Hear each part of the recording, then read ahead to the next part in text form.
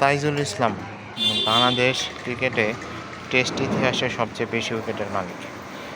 আজকে আয়ারল্যান্ডের সাথে দ্বিতীয় টেস্টের চতুর্থ দিন শেষে তাইজুল ইসলাম সাকিব আল হাসানকে ছাড়িয়ে গেছে।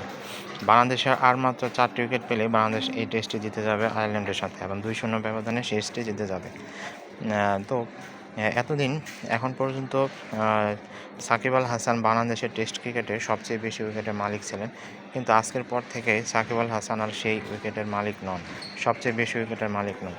তাইজুল ইসলাম বাংলাদেশের টেস্টে সবচেয়ে বেশি উইকেট নিয়েছে এবং তিনি বাংলাদেশের পক্ষে এখন আজকে পর্যন্ত টেস্টে সবচেয়ে বেশি উইকেট নিয়ে আমরা আসলে তাইজুল ইসলাম অনেক পিছনেই থাকি। তাইজুল ইসলাম ভালো খেললেও তাকে নিয়ে আলোচনা হয় না, তাকে নিয়ে কথা বলা হয় না। এটা অনেক আগে থেকে দেখা যাচ্ছে। তিনি শুধু অনেকদিন ধরে টেস্টই খেলতেছেন।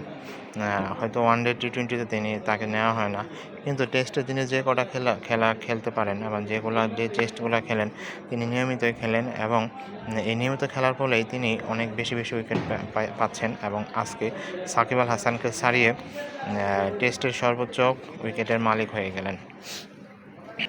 কারণ এতদিন পর্যন্ত সাকিব আল হাসান বাংলাদেশের পক্ষে সবচেয়ে বেশি টেস্ট উইকেট পেয়েছিলেন, কিন্তু আজকের পর থেকে আর সাকিব আল হাসান সেই মালিক নন।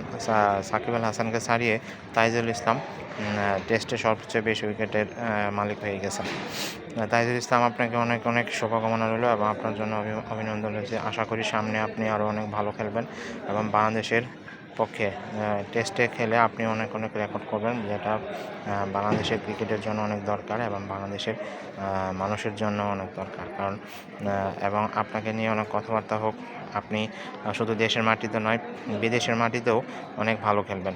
যদিও তাইজুল ইসলাম দেশের মাটিতে সবচেয়ে বেশি উইকেট পেয়েছেন এবং বিদেশের মাটিতে তাকে অনেক সুযোগ কম দেওয়া হতো, তবুও তিনি যে কটা সুযোগ পেয়েছেন তবুও ভালোই করেছেন। যাই হোক, আপনি দেশে বিদেশে যেখানেই খেলুন, টেস্ট খেলুন না কেন, যে দেশের বিরুদ্ধে খেলুন না কেন, ছোটো নাই বড় নাই, সব দেশের সাথে ভালো করবেন এবং বাংলাদেশের পক্ষে টেস্টে অনেক গুরুত্বপূর্ণ অবদান রাখবেন। এই শুভকামনা রইল আপনার প্রতি।